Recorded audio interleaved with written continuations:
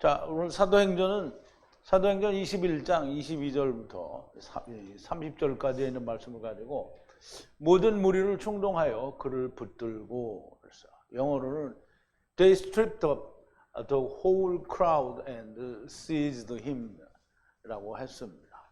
우리 하나님 말씀을 같이 볼게요. 제가 한 절 읽고 여러분도 한 절 읽고 교독하겠습니다. 우리 마지막 30절은 함께 봉독할게요. 그러면 어찌할꼬 저희가 필연 그대에 온 것을 들으리니 우리의 말하는 이대로 하라. 서원한 네 사람이 우리에게 있으니 저희를 데리고 함께 결례를 행하고 저희를 위하여 비용을 내어 머리를 깎게 하라. 그러면 모든 사람이 그대에게 들은 것이 헛된 것이고 그대도 율법을 지켜 행하는 줄로 알 것이라. 주를 믿는 이방인에게는 우리가 우상의 제물과 피와 목매어 죽인 것과 음행을 피할 것을 결의하고 편지하였느니라 하니 바울이 이 사람들을 데리고 이튿날 저희와 함께 결례를 행하고 성전에 들어가서 각 사람을 위하여 제사 드릴 때까지의 결례에 만기된 것을 고하니라. 그 이래가 거의 참에 아시아로부터 온 유대인들이 성전에서 바울을 보고 모든 무리를 충동하여 그를 붙들고 외치되 이스라엘 사람들아 도우라. 이 사람은 각처에서 우리 백성과 율법과 이것을 회방하여 모든 사람을 가르치는 그 자인데 또 헬라인을 데리고 성전에 들어가서 거룩한 곳을 더럽게 하였다 하니 이는 저희가 전에 에베소 사람 드로비모가 바울과 함께 성내에 있음을 보고 바울이 저를 성전에 데리고 들어간 줄로 생각함일러라. 온 성이 소동하여 백성이 달려와 모여 바울을 잡아 성전 밖으로 끌고 나가니 문들이 곧 닫히더라. 아멘. 자, 우리 잠깐 기도하겠습니다. 사랑이신 은혜이신 긍휼과 자비이신 아버지께 감사하나이다. 오늘 이제 사도행전을 통하여 바울의 고난과 핍박받는 것을 우리가 생각하고 또 하나님의 역사하심을 우리가 살펴보고자 합니다. 아버지 하나님, 하나님의 은혜와 성령님의 역사하심을 따라 고난과 환난이 있는 전도 여행을 다니는 바울에게 마지막으로 로마를 떠나기 위하여 예루살렘에 들어가서 자기를 먼저 명절에 온전하게 하고 하나님의 보내심을 따라 로마로의 전도 여행을 떠나가기 전에 일어나는 바울이 받는 환난과 핍박과 결박에 대하여 우리가 말씀을 배우고자 합니다. 하나님, 저희들에게 지혜와 명철과 성령 충만한 은혜를 주셔서 우리가 반드시 잘 이해하고 야다하여 하나님께서 바울을 통하여 이루시고자 하는 일들을 장차 저희들을 통해서도 이루어 주시기를 바라면서 예수님의 이름으로 기도하옵나이다. 아멘. 자, 이제 오늘 사도행전 강에는 바울이 예루살렘으로 이제 들어왔어요. 그래서 야고보와 그 사람들에게 이제 문안 인사도 하고 그 형제 중에 하나가 유대인들이 우리가 믿는 사람이 수만이나 있는데 그들이 당신이 온 것을 들었을 테고 당신이 온 걸 들었으니까 우리가 이를 완전하게 하기 위해서 당신도 율법을 지키는 것을 우리가 보여주자. 그래서 이제 얘기를 하는 거예요. 그런데 그 결례도 행하고 다 행했는데 아시아에서 온 유대인들을 통하여 모든 것이 수포로 돌아가게 되고 결국은 유대인들을 충동질해서 바울을 잡아서 죽이려고 하다가 천부장에 의해서 이제 살아나고 로마의 가이사에게 호소해서 로마로 가게 되는 그런 내용인데 그런 내용은 아직 다 안 나오지만 그들이 모여서 무리들이 충동질해서 바울을 붙잡는 내용입니다. 자, 우리가 이 말씀을 듣기 전에 먼저 지난 시간에 나눴던 말씀을 좀 되새김을 해볼게요. 이 말을 듣고 우리와 거기 사람들이 바울에게 예루살렘으로 올라가지 말라고 간청하니라 했어요. 이제 선지자 예루살렘으로부터 온 선지자 아가보라고 하는 사람이 바울의 허리띠를 자기 손발에 묶고 이제 성령의 감동하심에서 말을 하는데 예루살렘에 올라가면 유대인들에게 결박을 당해서 이방인에게 넘겨지리라 고 얘기를 하죠. 근데 그 말을 들은 거기에 있는 사람들과 사도 바울의 일행이 바울에게 예루살렘에 올라가지 말라고 그렇게 간청을 했다고 하는 겁니다. 그런데 바울이 대답하되 어찌하여 울고 울어 나의 마음을 상하게 하느냐. 나는 주 예수의 이름을 위하여 결박을 당할 뿐만 아니라 죽을 것도 각오를 하였노라고 말을 하니까 사람들의 이제 그 간청하기를 그쳤다고 하는데, 사람의 감정은 자칫 하나님을 대적하는 자리에 서게 할 수가 있습니다. 바울이 동의하지 않으므로 주님의 뜻대로 이루어지나이다라고 하고 그쳤다고 합니다.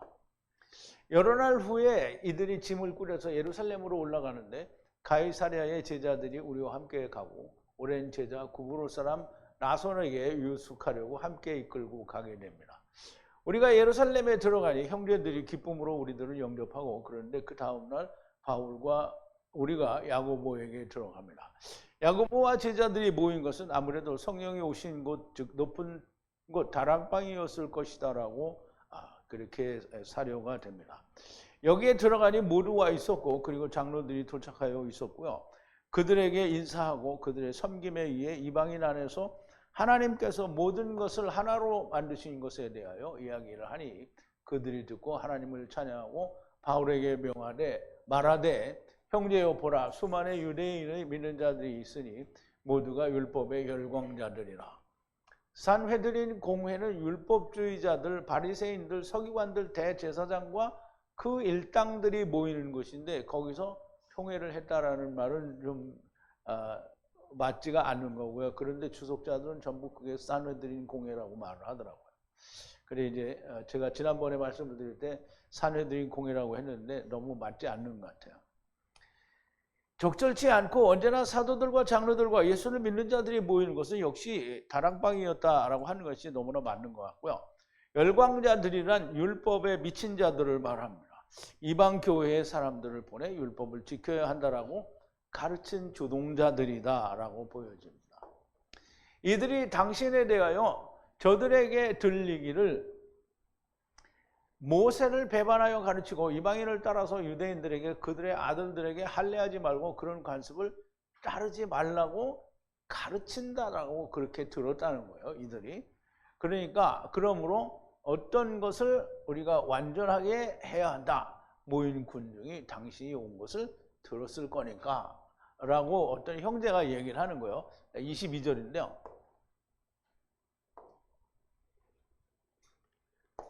그러니까 형제가 이야기하기를 그러면 어찌할꼬 저희가 필요한 그대의 온 것을 드리리니 이렇게 얘기를 하죠. 그러면 무엇을 어떻게 우리가 완전하게 해야 된다는 거예요. 모인 군중이 있기 때문에 그 군중이 너의 들어온 것을 들었을 테니 우리가 어떤 것인지 완전하게 해야 된다는 건데, 완전하게 해야 된다는 말은 우리가 율법을 전혀 안 지키는 게 아니라 율법 아래 매인자들에게 같은 모습을 보여주기 위해서 율법을 지켜야 한다라고 행해 보여주는 것이 완전하게 되는 거다라는 그런 말을 하는 건데요. 저들이 당신에 대하여 들은 소문이 들렸고 당신이 왔다는 것도 들었으니 어떤 것을 완전하게 하여야 한다라는 거예요. 그러기 위해서는 이렇게 하라. 즉 앞으로 설명하는 내용대로 하면 그들에게 우리가 완전하게 보인다라는 얘기를 하는 건데요. 23절인데요. 당신에게 말하는 이것을 하라. 우리에게 그들 위해 서원을 한 네 남자가 있으니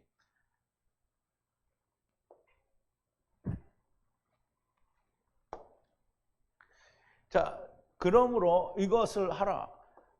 내가 당신에게 말하는 이것을 하라는 거예요. 우리에게 남자 넷이 있으니 서원을 한 남자 넷이 있으니 그들 위에, 즉 유대인들 위에, 바리새인들과 서기관들 위에 서원한 네 사람이 있다는 거예요. 그러면 이제 그 서원한 사람을 따라서 같이 하라는 거죠. 우선 서원은 네데르 혹은 나다르라고 하는데요. 그럼 이제 네데르는 하나님께서 약속을 하신 것을 하나님께서 이루어 주시면 그 결과가 이것입니다 라는 것이 서원입니다. 그러므로 서원은 하나님이 말씀하신 걸 이루어 주면 내가 이것이 될 겁니다 라고 하는 것이 그게 서원이에요. 서원은 그냥 하나님 나 이거 해주시면 내가 하나님 이렇게 할게요 이렇게 하는 거죠. 하나님이 사람에게 뭘 받는 건 아무것도 없습니다. 구약시대에 하나님께 뭘 드린다라고 하는 건 전부 제물과 이 제사를 드린 거잖아요. 근데 그 중에 버리지 못하는 거를 제사장들이 먹고요. 또 이 11조를 공물로 바쳐서 제자들이 레위인들이 먹거든요. 제자들도 제사장 다른 제사장들도 먹고. 그러니까 하나님께 뭘 드린다라는 건 하나님이 필요해서 받는 게 아니고요. 제사장의 일을 맡은 자들을 위해서 그거를 내라는 거지 하나님이 필요해서 가져가는 게 아닌 거예요. 그러니까 하나님이 내가 더 많은 축복을 위해서 너에게 이걸 받는다. 이건 말이 안 되는 거예요.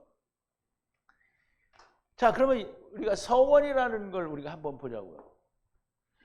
창세기 28장에 이게 뭔가 잘못됐는데 내가 손본 게 안 올라왔는데 아침에 밑줄도 예?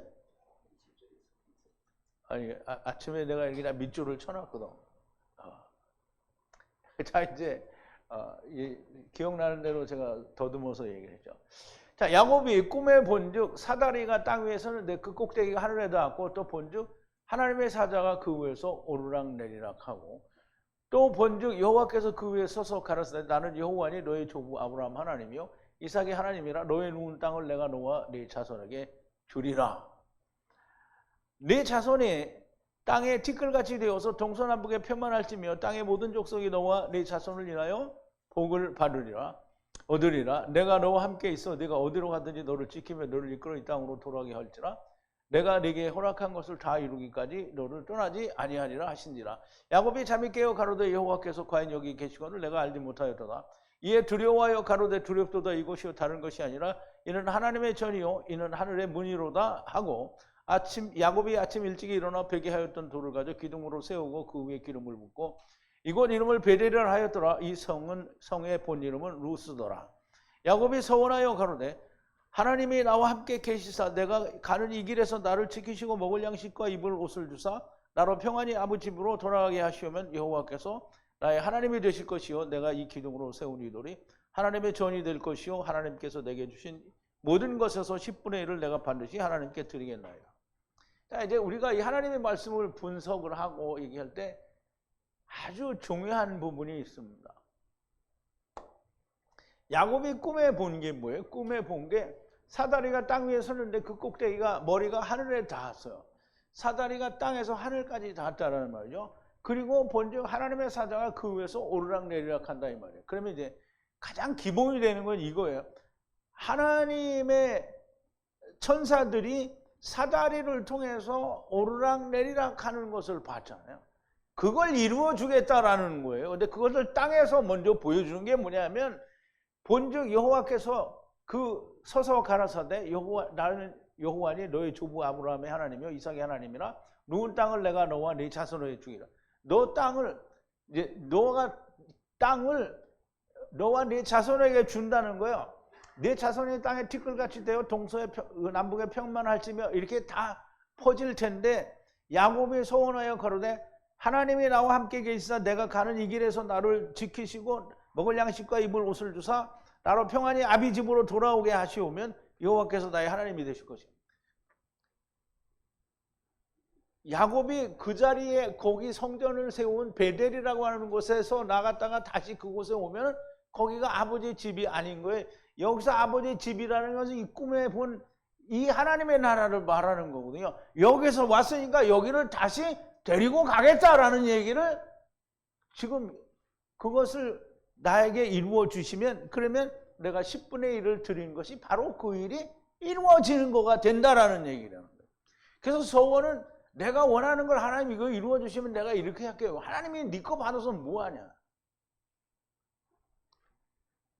하느님은 하나님이 보여주신 것을 이루게 해달라고 하는 것이 서원인 거예요.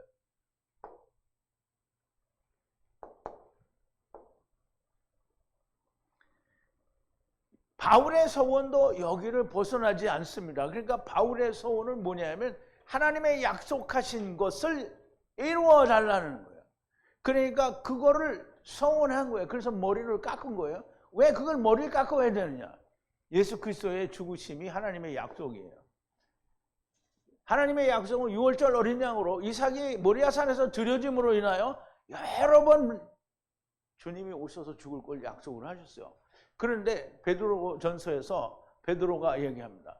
죄가 있어 매를 맞고 참으면 무슨 칭찬이 있으리요? 오직 선을 행함으로 고난을 받고 참으면 이는 하나님 앞에 아름다우니라. 이를 위하여 너희가 부르심을 입었으니 그리스도도 너희를 위하여 고난을 받으사 너희에게 본을 끼쳐 그 자취를 따라오게 하려고 하셨느니라. 예수님이 십자가에서 나무에 달려 죽으신 것은 그걸 본을 보여주셔서 너희도 그렇게 따라하라고 했다는 거예요. 그는 죄를 범치 아니하시고 그의 입에 괴사도 없었으며, 이사야 53장에 있는 얘기를 하는 거예요.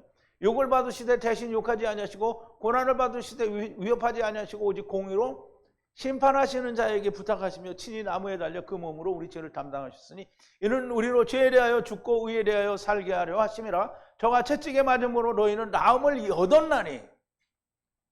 예수님이 이사야서에 예언된 대로 이렇게 죽으셨다는 거예요. 왜? 너희도 본을 받아서 그렇게 따라오게 하려고. 그 예수님이 뭐라 했어요? 나를 따르려고는 너희 십자가를 지고 나를 따라오라. 그거 하라는 거예요. 너희가 전에는 양과 같이 길을 잃었더니 이제는 너희 영혼의 목자와 감독이신 이에게 돌아왔느니라 그랬어요. 자, 이들을 데리고 24절인데 이들을 데리고 그들과 함께 결례를 행하고 비용을 내 머리를 깎으라. 그러면 당신에게 들은 것이 헛된 것이고 당신이 율법을 지키고 행하는 것을 그들도 모두 알게 될 것이다 그랬어요. 자, 이제 4명이 있다고 했죠. 이들을 취하여 정결케 하라. 그들과 함께 정결케 하라는 거예요. 그리고 비용을 내서 그들과 같이 머리를 깎으라는 거예요. 그러면 알게 될 거라는 거예요. 모두가 알게 될 건데요. 너에 대해서 들은 모든 것이 아무것도 아니라는 거예요. 지금 헛된 거라는 거죠. 아무것도 아니고. 그리고 당신도 걷는 것을, 율법을 지키고 율법을 행하는 것을 저들이 알게 될 거라는 거예요. 그럼 이제 정결케 하는 머리를 깎으라는 거잖아요. 그럼 머리를 깎는 게 뭔지는 이제 설명을 할 거예요. 서원한 4명과 함께 결례를 행하되 비용을 내서 머리를 깎으면 모든 것을 알리라 그랬어요. 그러면 지금 형제가 와서 바울에게 그들 위에 서원한 4사람이 있다라는 말은 지금 이 결례, 머리를 깎는 거를 행할 사람이 있다는 거니까 이 사람들이 뭘 하는 거냐면 예수 그리스도의 이루심이 자기에게 이루어졌다라는 걸 행하는 거예요. 그러니까 이 형제는 이건 너무 좋은 거니까 너도 같이 행하라. 자, 이제 머리를 깎는다는 것은 모든 율법을 이루셨다라는 거예요. 예수 그리스도의 죽으심으로 말미암아 율법이 부정하게 된다라는 말을 나시린을 설명을 하시면서 성경에서 설명하셨어요. 자, 민수기 6장 9절인데요. 어떤 것 위에 죽고 죽으면 죽음으로 갑자기 죽으면 갑자기 그런데 왜 갑자기인지 둘 다 갑자기예요. 갑자기 그러면 누군가 죽고 죽음으로 구별된 머리가 더럽혀져요. 구별된 머리가 더럽혀지는 거예요.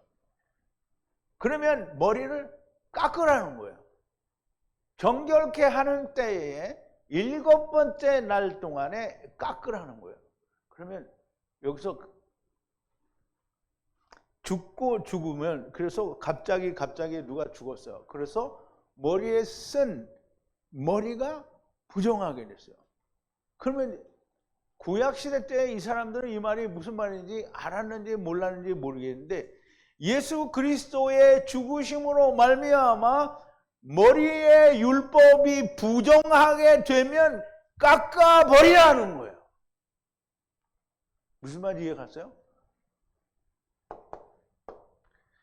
그러면 일곱째 날을 머리를 깎으라고 그랬는데요. 머리를 깎아야 되는 이유가 뭐냐면 민수기 6장 13절에서 나세린의 법은 이러하니라 자기 몸을 구별한 날이 차면 채워지면요 그 사람은 회막문으로 데려갈 것이요 그는 여호와께 예물을 드리되 번제물로 1년 된 흠없는 수양 하나와 속죄제물로 1년 된 흠없는 어린 양 하나와 화목제물로 흠없는 수양 하나와 무교병 한 광주리와 고운 가루에 기름 섞은 과자들과 기름 바른 무교전병들과 그 소제물과 전제물들을 드릴 것이요 제사장은 그것들을 여호와 앞에 가져다 속죄제와 번제를 죄로 드리고 화목제물로 수양의 무교병 한 광주리를 아울러 여호와께 드리고 소제와 전제를 드릴 것이요 자기 몸을 구별한 나시리는 회막문에서 그 머리털을 밀고 화목제물 밑에 있는 불에 둘지며 자기 몸을 구별한 나시리는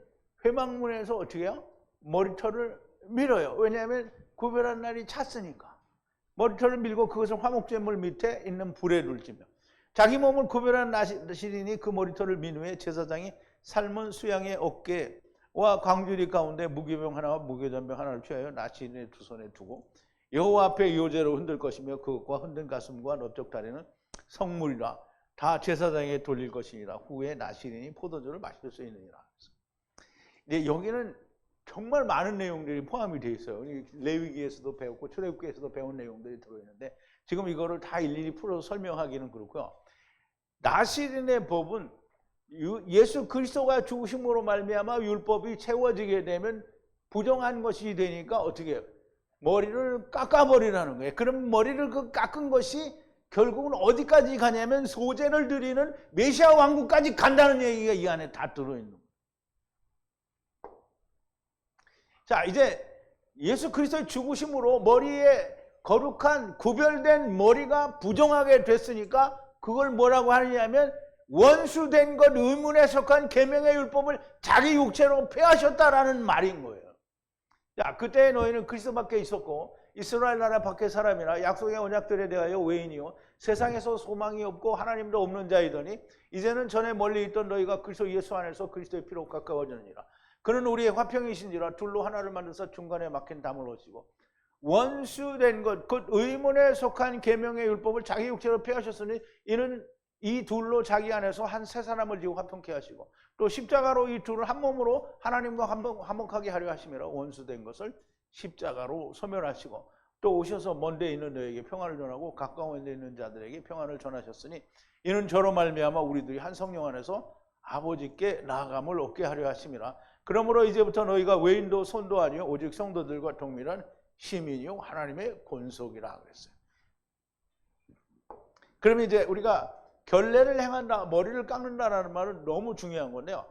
지금 여기에서 그들 위에 서원을 냈어요. 뭐냐면 이제 우리는 예수 그리스도로 말미암아 율법에서 벗어났다라는 그 결례를 행하는 거예요, 지금. 그러니까 이거 행하면서 사람들에게 율법을 지키는 것을 보여줄 수 있는 거잖아요. 그래서 형제는 바울에게 이걸 행하자고 얘기를 한 거예요. 그래서 바울이 이 사람들을 택해서 머리를 깎게 되죠. 그런데 머리를 깎는다는 것은 율법이 이루어져서 이제 그 율법이 부정한 게 되었다라는 말을 하는 건데요. 이것을 유대인들이 모르고요. 또 누가 몰라요? 오늘날 이 사람들이 모르죠. 자, 25절인데요. 믿는 이방인들에 대하여는 우리가 써노라. 만약 그들 스스로 우상 제물과 그리고 피와 그리고 목매어 죽인 것과 그리고 음행을 피하고 그들이 그와 같이 잘 지키면 아무 일도 없으리라고 편지를 했다는 거죠. 물론 이거는 사도 바울이 모르는 건 아니죠. 다 똑같이 그때 15장에서 이제 총회 때 다 얘기를 해서 다 편지를 돌렸고 바울도 그거를 안디옥 교회에 전했잖아요. 자, 그런데 믿는 이방인들에게는 대해서는 우리가 썼다, 판단하여 썼다는 거죠. 아무 일도 없으리라. 이와 같이 유지하고 그들을 잘 지키면, 만약 그것들을 잘 피하면, 말하자면 음행을 피하면 그리고 우상의 제물과 피와 목조름과 간음을 피하면 아무 일도 없을 거다라는 거예요.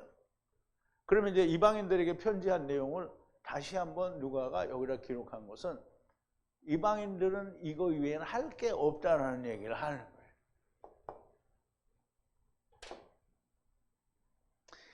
이것은 이미 바울도 잘 알고 있는 사실이고요. 다시 한번 이제 누가는 읽는 독자를 위해서 한 번 더 얘기를 하는 것 같아요.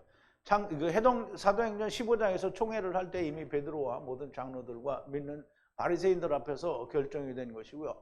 그와 같이 이미 편지를 다 보냈었고요. 누가가 이것을 또 기록하는 것은 하나님의 결정 사항을 다시 확인하는 겁니다.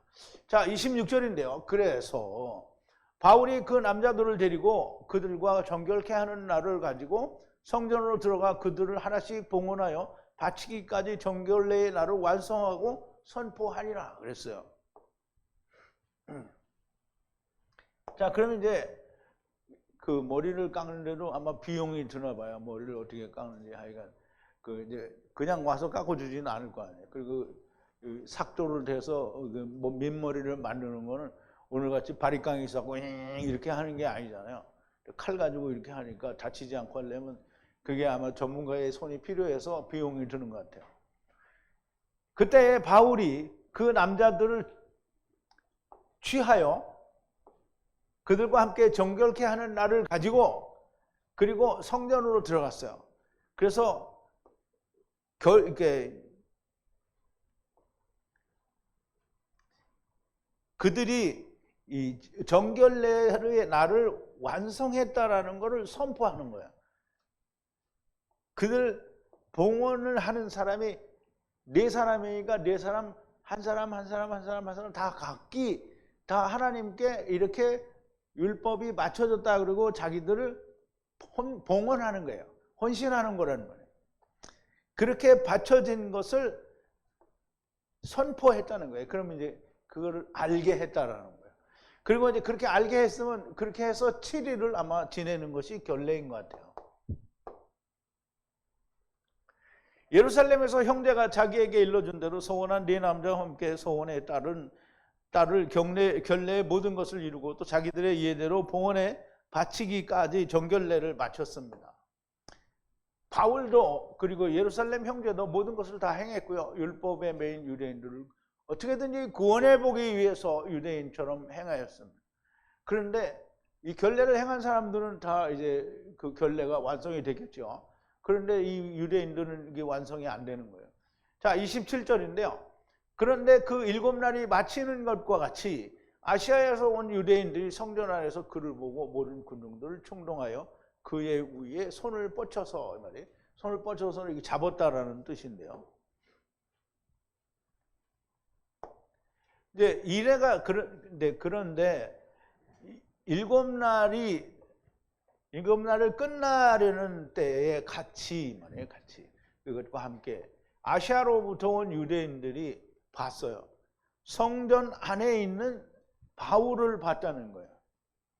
그리고 모두가 군중을 충동질하여 뻗쳤어요. 그들의 손을 그의 위에 뻗쳐서라는 말은 잡았다라는 뜻이에요.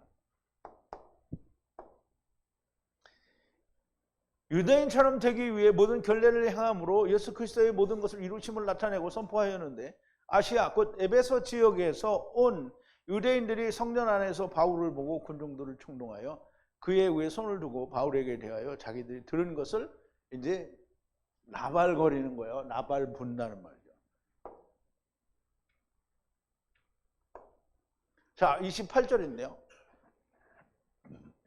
자, 외치되 그러니까 유대인들이 에베소 지역에서 온 유대인들이 외치되 이스라엘 남자들아 도우라 이 사람이 백성에게 율법과 성전에 반하여 모든 장소에서 가르치고 또 헬라인을 성전으로 끌어들여 이 거룩한 곳을 더럽게 하였다. 그럼 이제 여기는 잘못된 말이죠. 이방인을 성전에 데리고 들어간 적이 없어요. 바울이.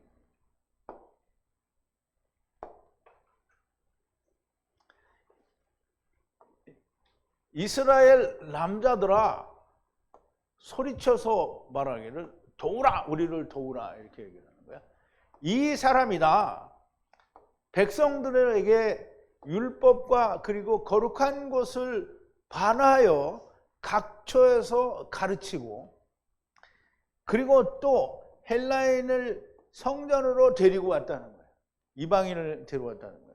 그렇게 해서 거룩한 장소를 이 남자가 부정하게 더럽혔다라는 거예요. 그런데 이 에베소 사람들이 바울이 성전에 있는 건 봤어요. 근데 헬라인이 전에 예루살렘 성에, 여러분 이해를 잘해야 돼요. 성전과 예루살렘 성은 같은 장소 안에 있는데 가령 예를 들어서 이 책상에 예루살렘 성이라고 하면 성전은 이렇게 있는 거예요. 성전에 바울은 들어갔었는데, 그리고 유대인들 4명을 데리고 들어가서 결례 의식을 행했잖아요.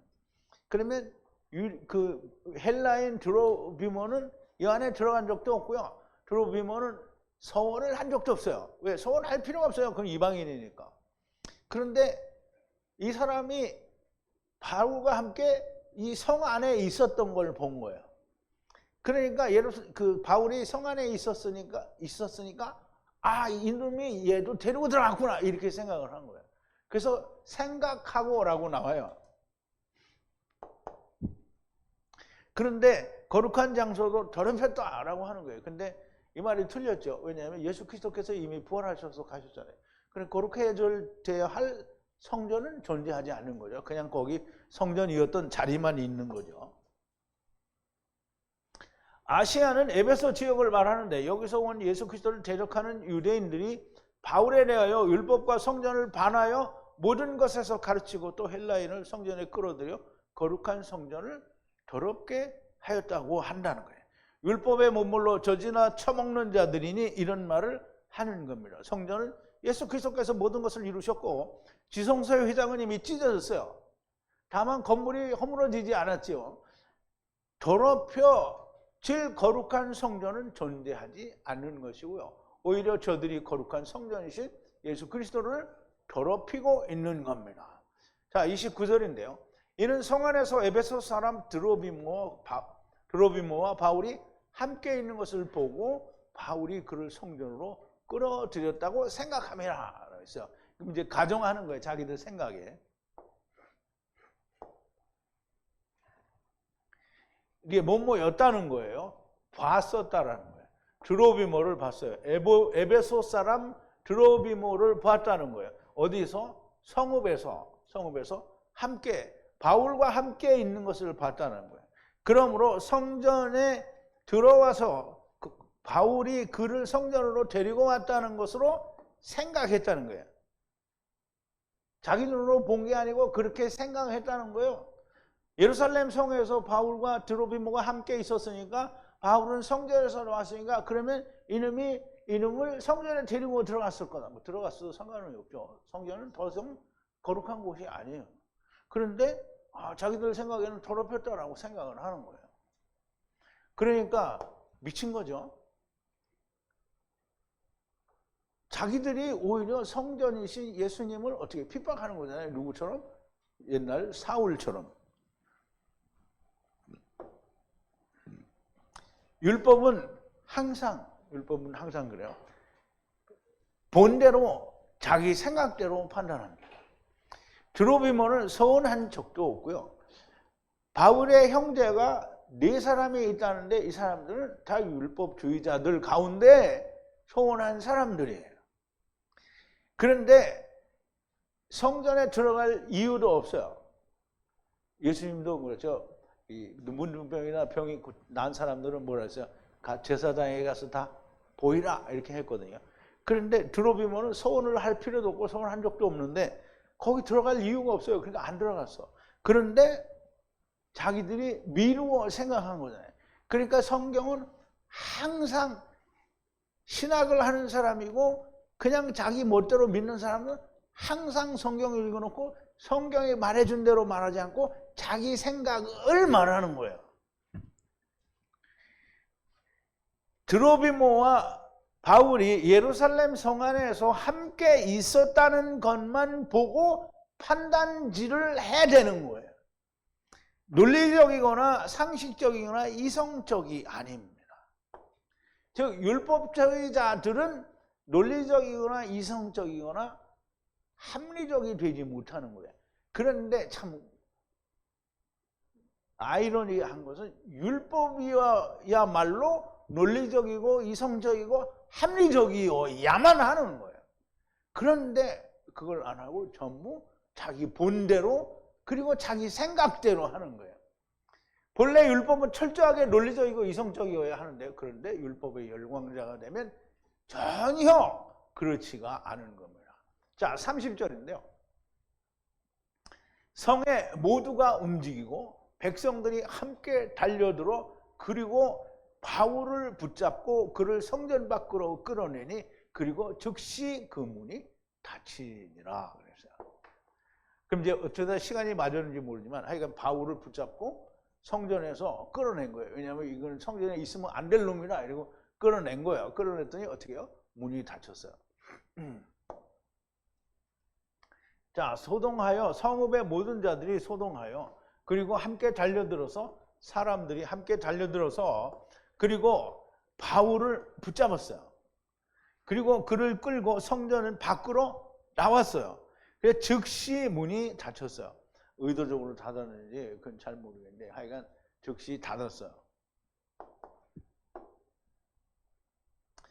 자기들과 같이 율법 아래에 있는 자들처럼 행한 바울을 성 안에 함께 있었다는 것만 보고 자기들의 거룩한 성전을 더럽혔다라는 오해에 의해 더욱 분노하여 바울을 죽이려는 겁니다. 율법주의자, 율법의 매인자들은 결단코 자기들의 본대로 자기의 생각대로 말하고 행동합니다. 뭘 논리적으로 생각하지 않아요. 그리고 합리적으로 이성적으로 뭔가를 이건 이래서 이렇다 이런 걸 생각하지 않아요. 그러니까 11조는 분명히 예수님께서 마태복음 23장 23절에 보면 너희가 박하와 근처의 회양에 11조를 드리나 율법에 중한 바 의와 인과신은 버렸도다 이랬거든요. 그러면 11조가 뭐라는 거예요? 율법의 의와 인과신을 버렸다는 거잖아요. 그럼 11조가 율법이라는 거죠. 그런데 오늘날 목사들이 뭐라 그래요? 11조는 율법이 아니다. 그래요. 어디 그런 개떡 같은 말이 있어. 예수님은 11조라고 율법이라고 말을 했는데. 그러니까 율법을 지키는 자들이 다 뭐라는 거예요? 자기 생각대로 말하는 거예요. 자기 눈깔로 본대로도 말을 안 해. 정말 미칠 것 같은 거죠. 이걸 생각하면.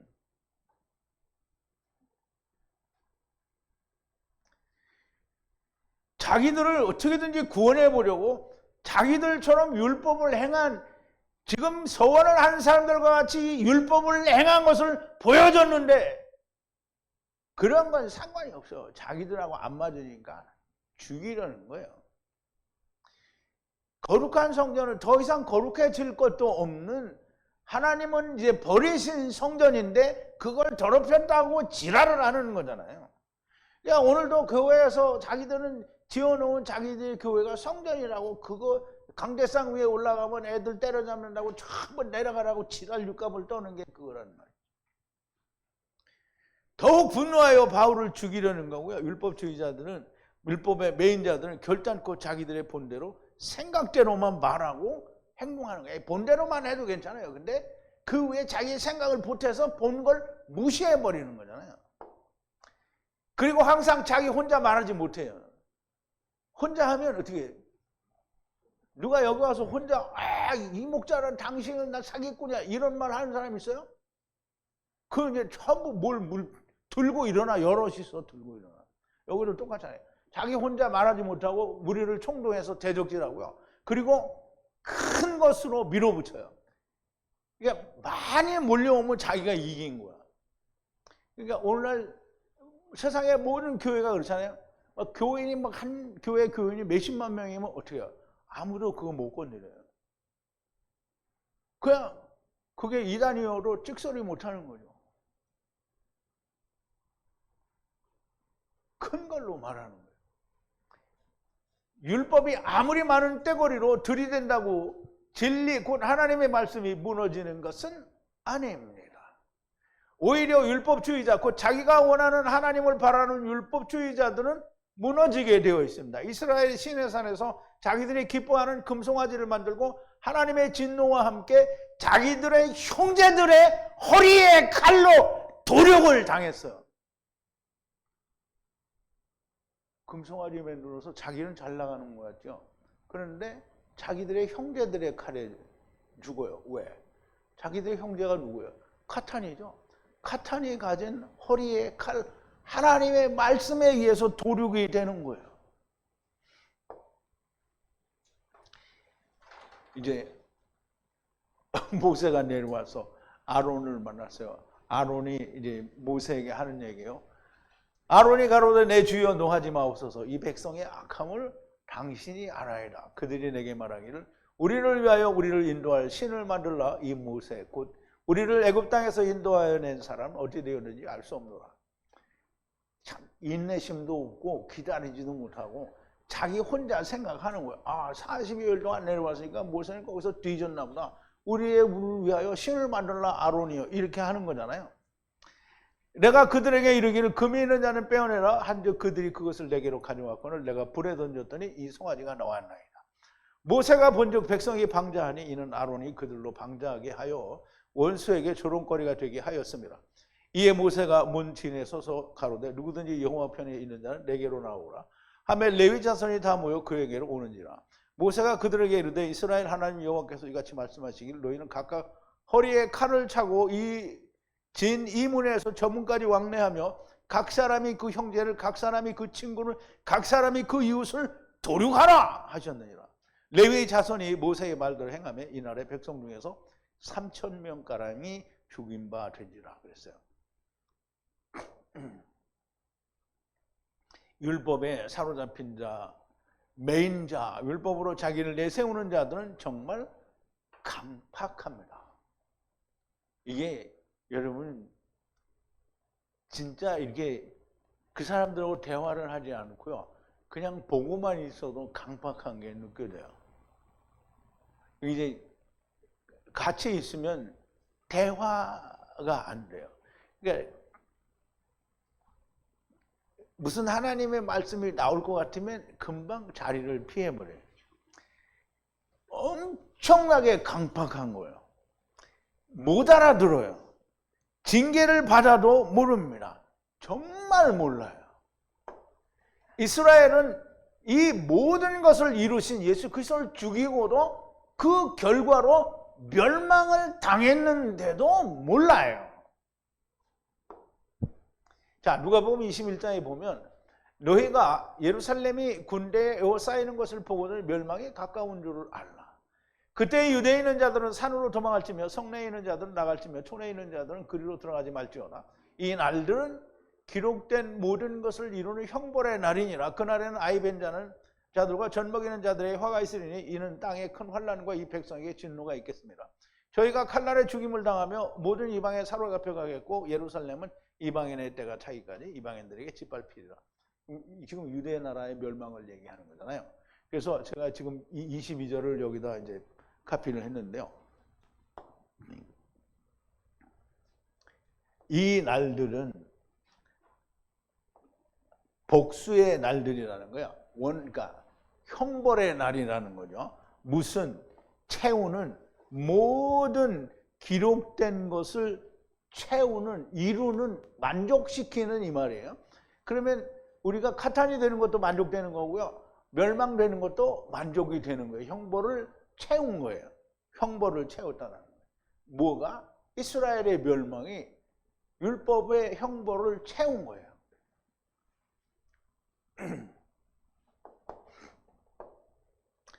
그런데 지금도 믿지 않죠. 지금도 믿지 않아요. 지금도 메시아를 기다려요. 그런데 자기들이 이 메시아를 죽여버려서 자기들이 멸망을 당했는데, 그런데 그 하나님에다 대고 하나님 지금 우리 메시아를 주세요. 이렇게 지금 기다리고 있는 거예요. 자기들의 조상들의 멸망을 보고도 여전히 메시아를 기다리는 정말 어이가 없는 일인 거예요. 이 일에 동조하는 것이 오늘 교회입니다. 예수 그리스도를 믿는다면서 메시아를 기다리는 것은 전혀 무지한 모순인데 그걸 몰라요. 누가?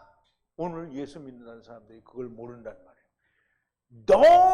너무 강팍한 거예요. 여기에 대하여 말씀하셨는데도 강팍해요. 왜냐하면 다윗이 오늘날이라 하는 날에 이르기를 뭐라고 했냐면 너희가 하나님의 말씀을 듣거든 이스라엘이 애굽에서 강팍했던 것 같이 강팍하지 말라는 거예요. 근데 이 말을 들었는데도 강팍한 거잖아요. 자, 오랜 후에 다윗의 글에 이제 히브리서 4장에서 인용을 하는 건데요. 다윗의 글에 어느 날을 정하여 오늘날이라고 미리 이같이 일렀으되 오늘날 너희가 그의 음성을 듣거든 너희 마음을 강팍해 하지 말라. 만일 여호수아가 저에게 안식을 주었다면 그 후에 다른 날을 말씀하지 아니하셨으리라. 그런즉 안식할 때가 하나님의 백성에게 남아있도다. 이미 그의 안식에 들어간 자는 하나님이 자기 일을 쉬심과 같이 자기 일을 쉬느니라. 그러므로 우리가 저 안식에 들어가기를 힘쓸지니 이는 누구든지 순종치 아니하는 본에 빠지지 않게 하려 함이라. 하나님의 말씀은 살았고 운동력이 있어서 좌우의 날선 어떤 검보다 예리하여 혼과 영과 및 관절과 골수를 찔러 쪼개기까지 하며 또 마음의 생각과 뜻을 감찰하시나니 지으신 것이 하나라도 그 앞에 나타나지 않음이 없고 오직 만물이 우리를 상관하시는 자 앞에 눈앞에 벌거벗은 것 같이 드러나리라. 그러므로 우리에게 큰 대제사장이 있으니 승천하신 자 곧 하나님 아들 예수시라. 우리가 믿는 도리를 굳게 잡을지어다.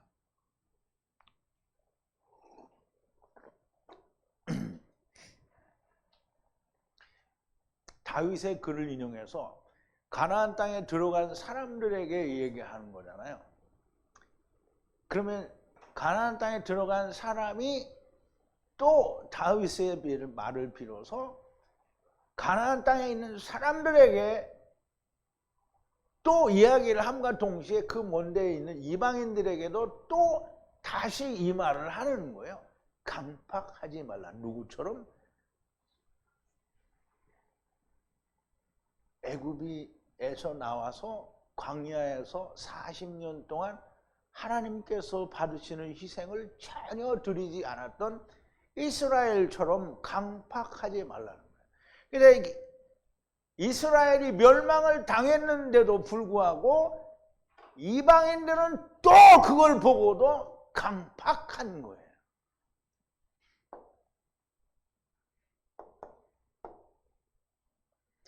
다윗이 시편 95편에서 너희의 조상이 광야에서 했던 것 같이 강팍하지 말라고 하셨습니다.